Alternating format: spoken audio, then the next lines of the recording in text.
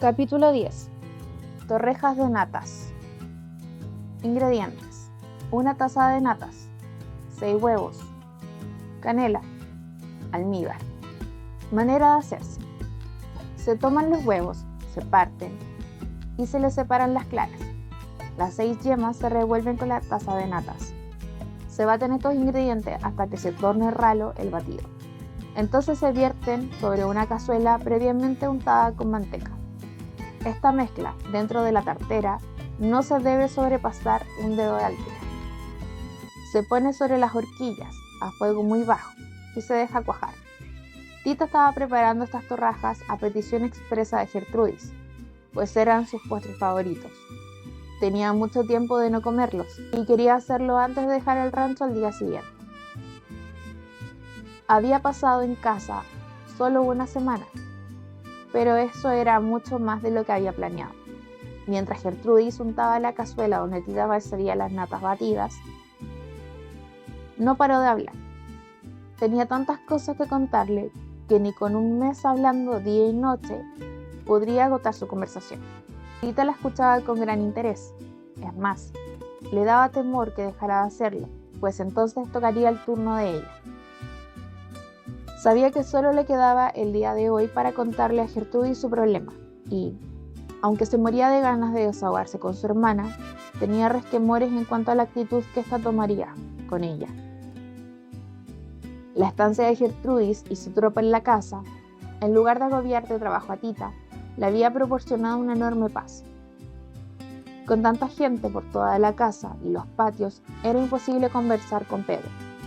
Ya no se diga encontrarse con él en el cuarto oscuro. Esto tranquilizaba a Tita, pues aún no estaba preparada para hablar con él.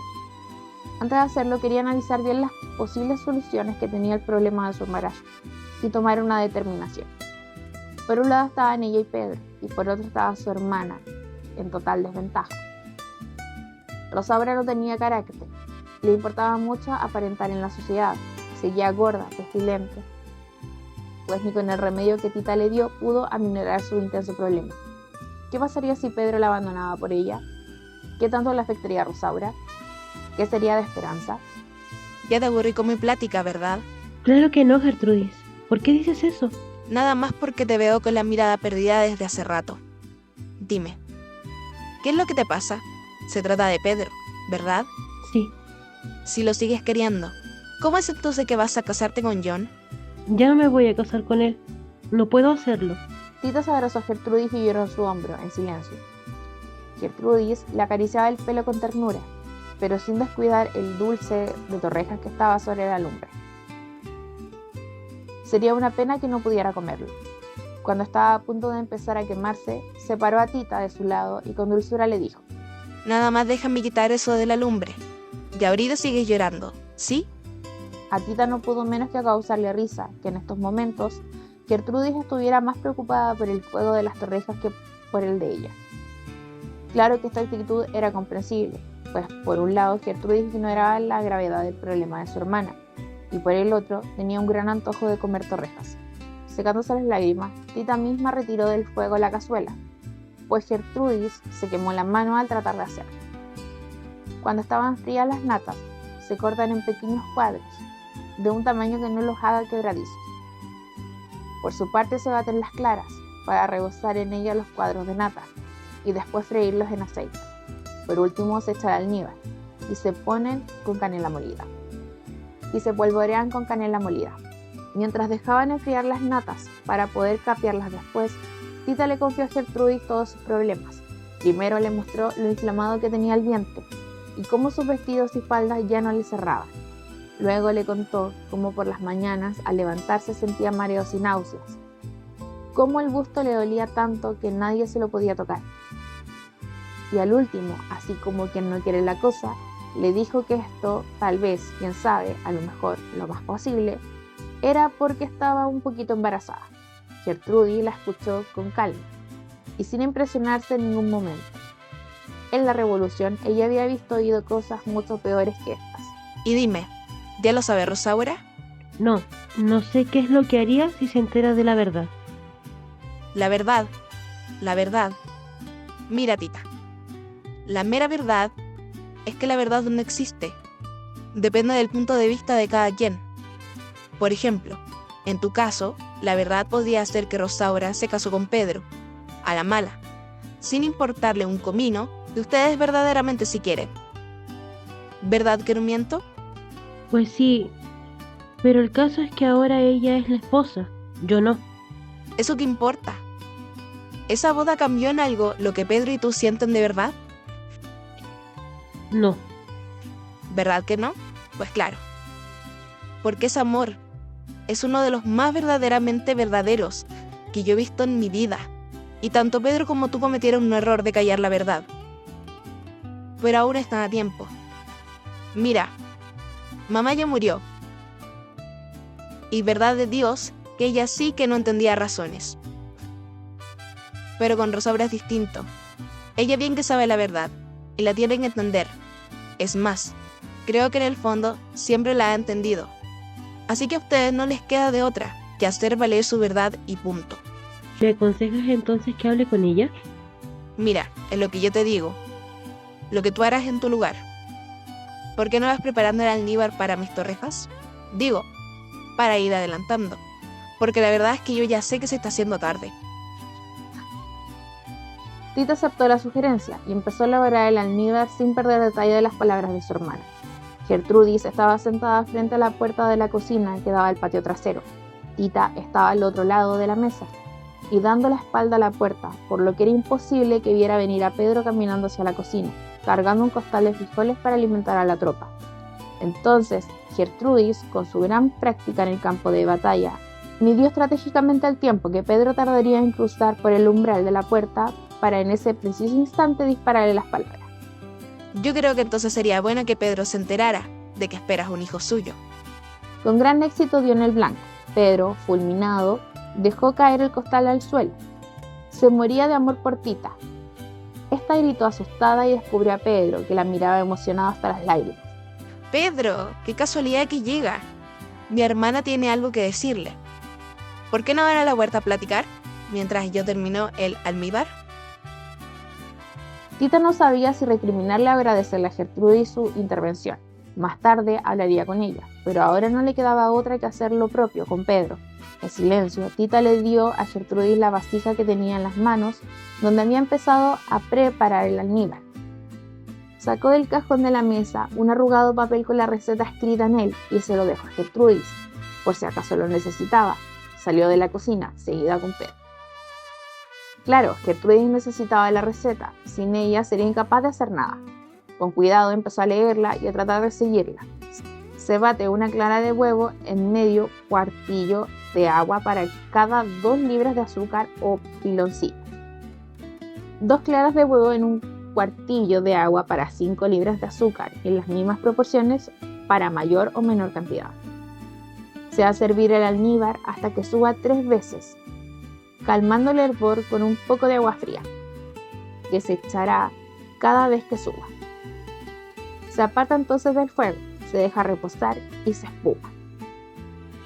Se le agrega después otra poca de agua, junto con un trozo de cáscaras de naranja, anís y clavo al gusto y se deja hervir. Se espuma otra vez y cuando ha alcanzado el grado de cocimiento llamado de bola, se cuela en un tamiz o en un lienzo tupido sobre un bastidor. Gertrudis leía la receta como si leyera geográficos. No entendía a cuánto azúcar se refería al decir 5 libras, ni qué era un cuadrillo de agua, y mucho menos cuál era el punto de bola. La que estaba verdaderamente hecha bolas era ella. Salió al patio a pedirle a Chencha su ayuda. Chencha estaba terminando de repartir frijoles a correligionarios de la quinta mesa del desayuno. Esta era la última que tenía que servir, pero en cuanto terminara de dar de comer a esta mesa, ya tenía que poner la próxima, para los revolucionarios que habían ingerido sus sagrados alimentos en la primera mesa del desayuno, pasaran a comer y así sucesivamente hasta las 10 de la noche, en que terminaba de servir la última mesa de la cena, por lo que era claramente comprensible que estuviera de lo más violenta e irritable contra todo aquel que se acercara a pedirle que hiciera un trabajo extra. Gertrudis no era la excepción, por muy general a que fuera. Chencha se negó terminantemente a proporcionarle su ayuda. Ella no formaba parte de su tropa, ni tenía por qué obedecerla ciegamente como lo hacían todos los hombres bajo su mano. Gertrudis estuvo entonces tentada a recurrir a su hermana, pero su sentido común se lo impidió. No podía interrumpir de ninguna manera a Tita y a Pedro en estos momentos, tal vez los más decisivos de sus vidas. Tita caminaba lentamente entre los árboles frutales de la huerta. El olor a azahar se confundía entre el aroma a jazmín, característico de su cuerpo. Pedro, a su lado, la llevaba del brazo con infinita ternura. ¿Por qué no me lo había dicho? Porque primero quería tomar una determinación. ¿Y ya la tiene? Pues yo creo que es conveniente antes de que la tome, que sepa que para mí tener un hijo con usted es la mayor dicha que podría alcanzar. Y para gozarla como se debe, me gustaría que nos fuésemos muy lejos de aquí. No, no podemos. No podemos pensar solo en nosotros. También existe en el mundo Rosaura y Esperanza. ¿Qué va a pasar con ellas? Pedro no pudo responder. No había pensado en ellas hasta ahora, y la verdad, no deseaba lastimar ni dejar de ver a su pequeña hija. Tenía que haber una solución benéfica para todos. Él tendría que encontrarla, al menos de una cosa estaba seguro. Tita ya no se iría del rancho con John Brown. Un ruido a sus espaldas los alarmó. Alguien caminaba tras ellos.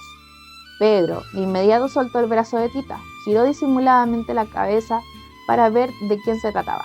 Era Pulque, que harto de escuchar los gritos de Gertrudis en la cocina, buscaba un mejor lugar donde dormir. De cualquier manera, decidieron posponer su conversación para otro momento. Había demasiada gente en toda la casa y era riesgoso hablar de estas cosas tan privadas. En la cocina, Gertrudis no lograba que el sargento Triviño dejara el almíbar como ella deseaba, por más órdenes que le daba. Estaba arrepentida de haber confiado en Triviño para tan importante misión, pero como Gertrudis preguntó en grupo de rebeldes quién sabía cuánto era una libra, y él rápidamente respondió que una libra correspondía a 460 gramos y un cuartillo a un cuarto de litro, ella creyó que sabía mucho de cocina, y no era así. La verdad, era la primera vez que Triviño le fallaba en algo que ella le encomendara. Recordaba una ocasión en que había tenido que descubrir a un espía que se había infiltrado en la tropa. Una soldadera, que era su amante, se había enterado de sus actividades y entonces él la había balaceado despiadadamente antes de que los denunciara. Gertrudis regresaba de darse un baño en el río y la encontró agonizando. La soldadera le alcanzó a dar una clave para identificarlo. El tirador tenía un lunar rojo en forma de araña en la entrepierna. Gertrudis no podía ponerse a revisar a todos los hombres, pues además de prestarse a malas interpretaciones, el traidor podría sospechar y huir antes de que lo encontraran. Entonces encargó la misión a Triviño. Tampoco para él era una misión fácil. Lo que podrían pensar de su persona era peor de lo que pensarían de Gertrudis si se ponía a husmear en las entrepiernas de todos los hombres de la tropa. Triviño, entonces, esperó pacientemente hasta llegar a Saltillo. Inmediatamente después de que entraron en la ciudad, se dio a la tarea de recorrer cuánto burdel existía y conquistar a todas las prostitutas de cada lugar valiéndose de no sé cuántas artes. Pero la principal era que Triviño las trataba como damas, las hacía sentir como reinas. Era con ellas muy educado y galante. Mientras les hacía el amor, les recitaba versos y poemas. No había una que no cayera en sus redes y no estuviera dispuesta a trabajar para la causa revolucionaria. De esta manera, no se tardó más de 3 días en dar con el traidor y ponerle una trampa en complicidad con sus amigas las putas. El traidor entró en un cuarto del lenocinio con una rubia oxigenada llamada La Ronca. Tras la puerta lo esperaba Triviño. Este, de una patada, cerró la puerta y, haciendo gala de una violencia nunca antes vista, mató a golpes al traidor. Ya sin vida, le cortó los testículos con un cuchillo. Cuando Gertrudis le preguntó por qué lo había matado con tanta hazaña, y no simplemente de un balazo, él respondió que había sido un acto de venganza. Hace un tiempo, un hombre que tenía en la entrepierna un lunar rojo en forma de araña había violado a su madre y a su hermana. Esta última se lo había confesado antes de morir. De esta manera quedaba alabado el honor de su familia. Ese fue el único gesto salvaje que Triviño tuvo en la vida. De ahí en fuera era la persona más fina y elegante hasta para matar. Siempre lo hizo con gran pundonor. A partir de la captura del espía, Triviño le quedó la fama de mujeriego empedernido y no estaba muy alejada de la verdad. Pero el amor de su vida siempre fue Gertrudis. Muchos años trató de conquistarla en vano, pero sin perder las esperanzas, hasta que Gertrudis se encontró nuevamente con Juan. Entonces se dio cuenta de que la había perdido para siempre. Ahora solo le servía como un perro guardián, cuidándole las espaldas, sin despegársele un solo segundo. Era uno de los mejores soldados en el campo de batalla, pero en la cocina no tenía nada que hacer. Sin embargo, a Gertrudis le daba pena correrlo de ahí, pues Triviño era muy sentimental y cuando ella lo arrepentía por algo, le daba por la bebida. Así que no le quedó otra que apechugar su error de elección y tratar de que todo saliera lo mejor posible. Entre los dos, cuidadosamente, leyeron paso a paso la mentada receta tratando de interpretarla. Si se quiere más puro el almíbar, como se necesita para endulzar los licores, puedes, de las operaciones refinadas, se cantea el cazo o vasija que lo contiene, se deja reposar y se descanta. O lo que es lo mismo, se separan los asientos con el menor movimiento posible. En la receta no se explicaba lo que era un punto de bola, así que Gertrudis le ordenó al sargento que buscara la respuesta en un gran libro de cocina que estaba sobre el trastero. Triviño se esforzaba por encontrar la información deseada, pero como apenas sabía leer, con su dedo recorría lentamente las palabras del libro, ante la impaciencia de Gertrudis. Se distinguen muchos grados de conocimiento del almíbar. Al almíbar en puntualizado, almíbar en puntualizado alto, almíbar en punto aperlado, almíbar de punto aperlado alto, almíbar de punto solapado, almíbar de punto de pluma, almíbar de punto y almíbar de punto caramelo, almíbar de punto de bola. Por fin, aquí está lo del punto de bola, mi generala. ¿Sí? Pues creo que sí, mi generala.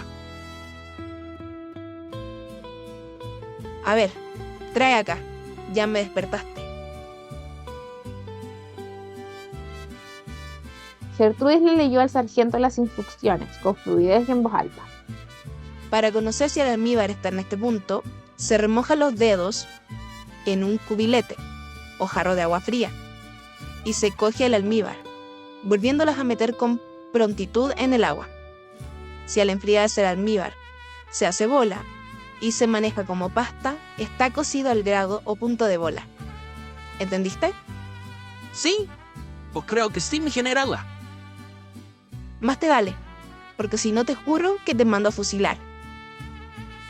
Gertrudis había logrado por fin reunir toda la información que buscaba. Ahora solo le faltaba que el sargento preparara bien el almíbar y podría finalmente comer sus ansiadas tortas. Triviño, teniendo muy presente las amenazas que pesaban sobre su cabeza si no cocinaba correctamente para su superior, cumplió con su misión, a pesar de su inexperiencia. Todos lo festejaron mucho. Triviño estaba de lo más feliz. Él mismo le llevó a Tita a su recámara una torreja que la mandaba a Gertrudis para que le diera el visto bueno. Tita no había bajado a comer y se había pasado la tarde en la cama. Triviño entró a la recámara y la depositó sobre una mesita que Tita utilizaba precisamente para cuando quería comer ahí y no en el comedor. Le agradeció mucho su atención y lo felicitó, pues las torrejas realmente estaban deliciosas. Triviño se lamentó que Tita se sintiera indispuesta, pues le hubiera encantado pedirle que le concediera una pieza de baile que se había organizado en el patio para despedir a la generala Gertrudis. Tita le prometió que bailaría encantada con él, si es que se animaba a bajar a la fiesta. Triviño se retiró rápidamente para irle a platicar con orgullo a toda la tropa lo que Tita le había dicho. En cuanto el sargento salió, Tita se recostó nuevamente en la cama. No tenía ningún deseo de moverse de ahí. La inflamación en el vientre no le permitía estar sentada por mucho tiempo. Tita pensó en la cantidad de veces en que había puesto a germinar trigo, frijoles, alfalfa y algunas otras semillas o granos, sin tener idea de lo que éstas sentían al crecer y cambiar de forma tan radicalmente. Ahora les admiraba la disposición con la que abrían su piel y dejaban que el agua las penetrara libremente, hasta hacerlas reventar para dar paso a la vida. Con qué orgullo dejaban salir de su interior las primeras puntas de la raíz, con qué humildad perdían su forma anterior, con qué donaire mostraban al mundo sus hojas. A Tita le encantaría ser una simple semilla, no tener que dar cuentas a nadie de lo que estaba gestando en su interior y poder mostrarle al mundo su vientre germinado sin exponerse al rechazo de la sociedad. Las semillas no tenían este tipo de problemas, sobre todo no tenían madre a la que temer, ni miedo a que las enjuiciaran. Bueno, Tita físicamente tenía madre, pero aún no podía quitarse de encima la sensación de que le caería de un momento a otro un fenomenal castigo del más allá, auspiciado por mamá Elena. Esta sensación le era muy familiar. La relacionaba con el temor que sentía cuando en la cocina no se seguían las recetas al pie de la letra. Siempre lo hacía con la certeza de que mamá Elena la descubriría y en lugar de festejarle su creatividad, la reprendería fuertemente por no respetar las reglas. Pero no podía evitar la tentación de transgredir las fórmulas tan rígidas que su madre quería imponerle dentro de la cocina y de la vida. Permaneció un buen rato descansando, recostada sobre la cama, y solo se volvió a levantar cuando escuchó a Pedro cantar bajo su ventana una canción de amor. Tita llegó de un brinco a la ventana y la abrió. ¿Cómo era posible que Pedro se le ocurriera tal atrevimiento? En cuanto lo vio, supo que, a leguas, se veía que estaba borrachísimo. A su lado, Juan la acompañaba con la guitarra.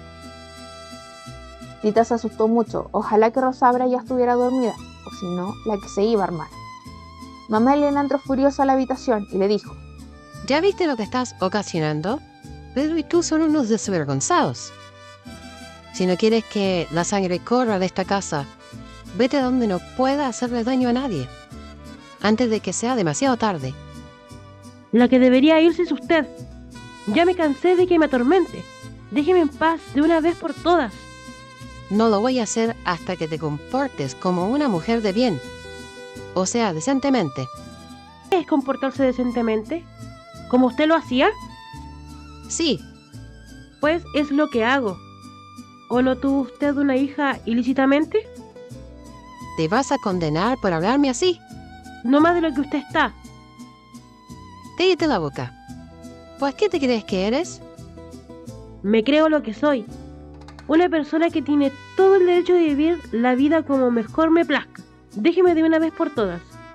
Ya no la soporto. Es más, la odio. Siempre la odié. Tita pronunció las palabras mágicas para hacer desaparecer a mamá Elena para siempre. La imponente imagen de su madre empezó a empequeñecerse hasta convertirse en una diminuta luz. Conforme el fantasma se desvanecía, el alivio crecía dentro del cuerpo de Tita. La inflamación del vientre y el dolor de los senos empezó a ceder. Sus músculos del centro de su cuerpo se relajaron, dando paso a la impetuosa salida de la menstruación. Esta descarga tantos días contenida mitigó sus penas. Respiró profunda y tranquilamente. No estaba embarazada. Pero no con esto terminaban sus problemas. La pequeña luz a que fue reducida la imagen de mamá Elena empezó a girar rápidamente. Atravesó el cristal de la ventana y salió disparado hacia el patio como un buscapiés enloquecido. Pedro, en su borrachera, no se dio cuenta del peligro. Cantaba muy contento Estrellita, de Manuel M. Ponce, bajo la ventana de Tita, rodeado de revolucionarios igual de tomados que él. Gertrudis y Juan tampoco olieron la desgracia. Bailaban como dos adolescentes recién enamorados a la luz de uno de los tantos quinqués de petróleo que estaban diseminados por todo el patio para alumbrar la fiesta.